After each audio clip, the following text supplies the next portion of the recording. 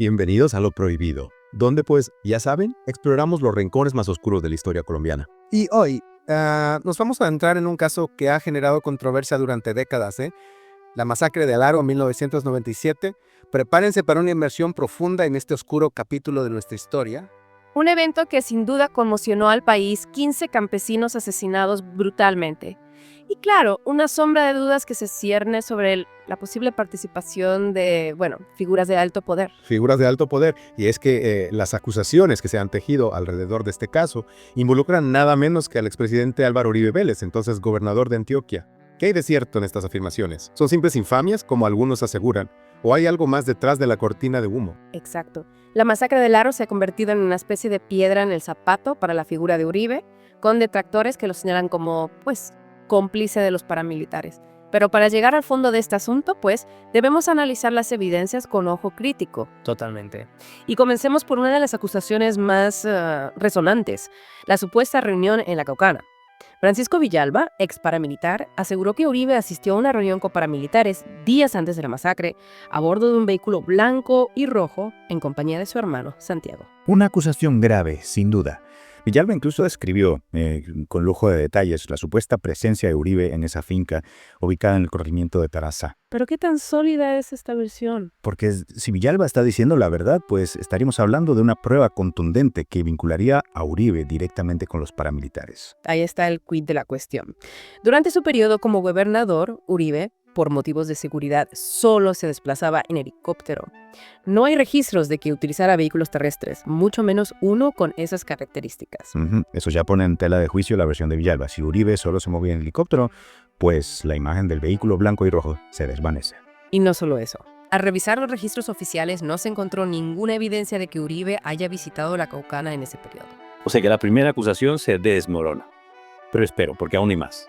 Villalba también mencionó otra supuesta reunión, esta vez en una finca de Uribe, en Tierra Adentro, Córdoba, con la presencia de Carlos Castaño y Salvatore Mancuso, figuras claves del paramilitarismo. Aquí la historia se repite. Uribe no poseía propiedades en Tierra Adentro. De hecho, su primera visita registrada a esa zona fue en 2006, mucho después de la masacre. Es decir, otra acusación que se cae por su propio peso. Pareciera que Villalba está construyendo un relato sin bases sólidas.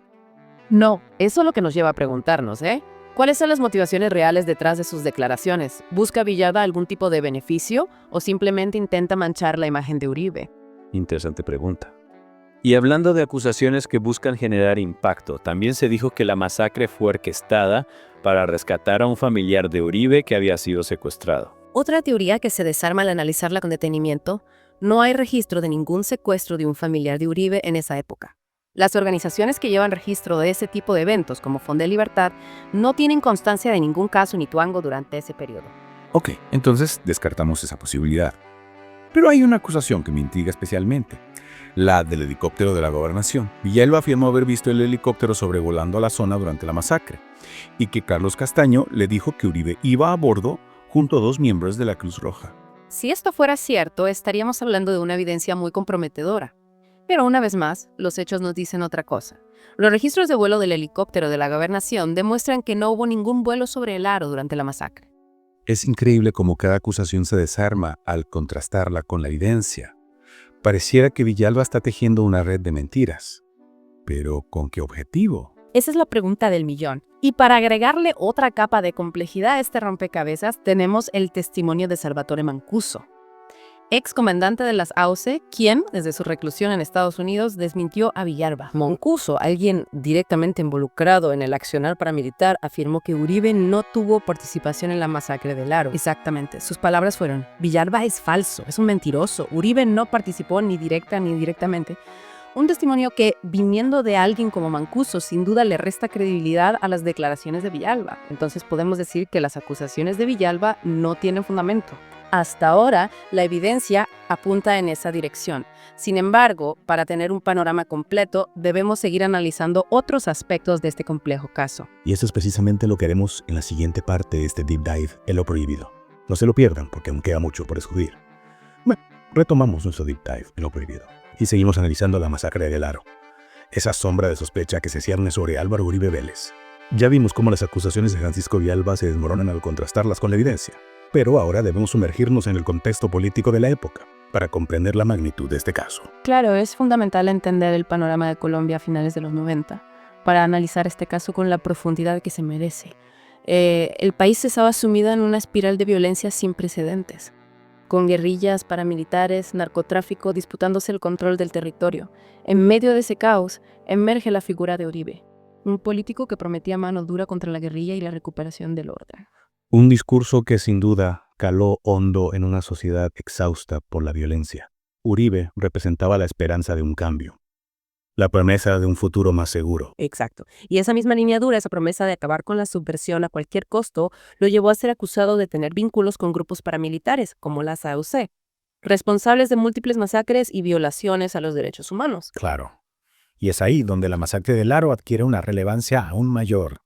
Se convierte en un símbolo de esa posible conexión entre Uribe y los paramilitares, una mancha que sus detractores no han dudado en explotar. Es importante aclarar que, si bien no se ha demostrado la participación directa de Uribe en la masacre del Aro, su gobierno sí estuvo marcado por la controversia en torno a la llamada parapolítica, una red de políticos, empresarios y militares que colaboraron con los paramilitares para combatir a la guerrilla. Un entramado de intereses y alianzas que sin duda empañó la imagen de Uribe y alimentó las sospechas sobre su posible conocimiento o incluso apoyo a las acciones de los paramilitares. ¿Hasta qué punto Uribe conocía o toleraba las actividades de estos grupos? Esa es la pregunta que muchos se hacen. Y la respuesta, lamentablemente, no es fácil de encontrar. Las investigaciones sobre la parapolítica revelaron la existencia de una compleja red de poder que operaba en la sombra, con ramificaciones que llegaban a las altas esferas del gobierno. Si bien no se pudo comprobar una conexión directa entre Uribe y la masacre del Aro, la sombra de la duda persiste. Volviendo a la masacre en sí, hay un detalle que resulta especialmente perturbador: la supuesta inacción del ejército ante la matanza. Según testimonios de sobrevivientes, el ejército tenía conocimiento de la presencia paramilitar en la zona, pero no hizo nada para impedir la masacre. Esa inacción, o quizás complicidad, es uno de los aspectos más oscuros de este caso. Existen informes de inteligencia que revelan que el ejército tenía información previa sobre el plan de las AUC para tomar el Aro. ¿Por qué no actuaron? Hubo una orden de no intervenir. Estas preguntas siguen sin respuesta. Algunos analistas sugieren que pudo haber una connivencia entre ciertos sectores del ejército y los paramilitares. Una hipótesis que, de ser cierta, implicaría una responsabilidad aún mayor del Estado en la masacre del Aro. Es una posibilidad que no se puede descartar. De hecho, la Corte Interamericana de Derechos Humanos condenó al Estado colombiano por la masacre del Aro, reconociendo la responsabilidad del ejército en la omisión de su deber de proteger a la población civil. Una condena histórica que pone en evidencia la gravedad de los hechos y la necesidad de que se haga justicia para las víctimas. La justicia colombiana aún tiene una deuda pendiente con las víctimas del Aro.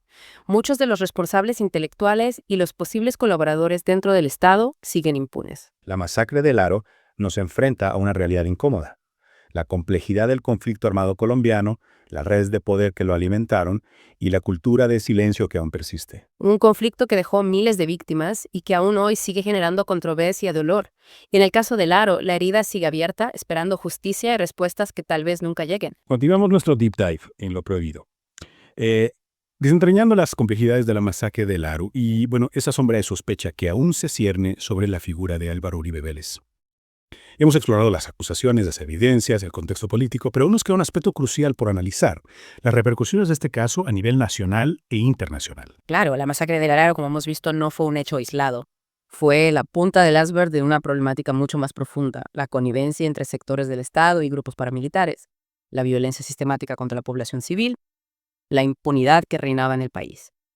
Y estas graves violaciones a los derechos humanos no podían quedar sin consecuencias. No, por supuesto que no.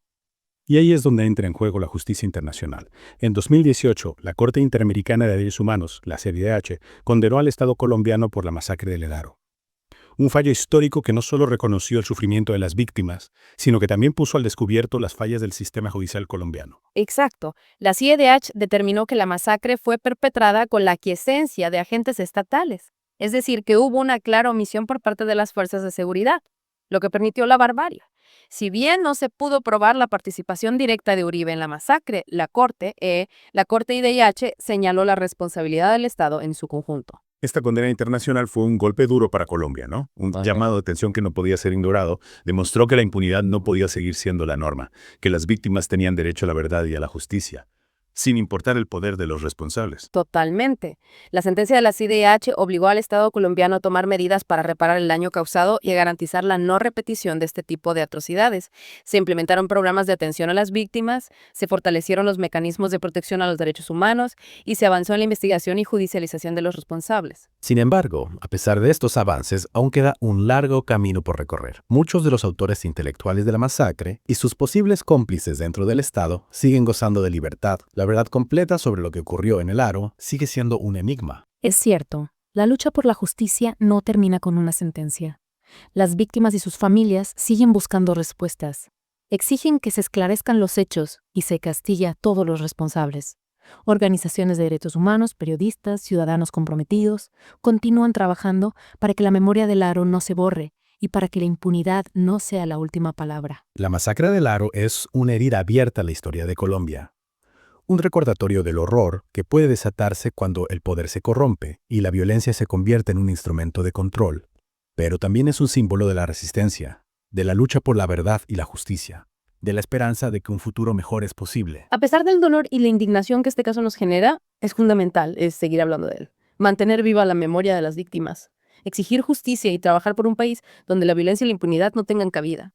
Esa es la mejor forma de honrar la memoria de quienes perdieron la vida en el Aro y de construir un futuro más justo y equitativo para todos. Así es. Este deep dive en lo prohibido nos ha sumergido en uno de los capítulos más oscuros de la historia colombiana.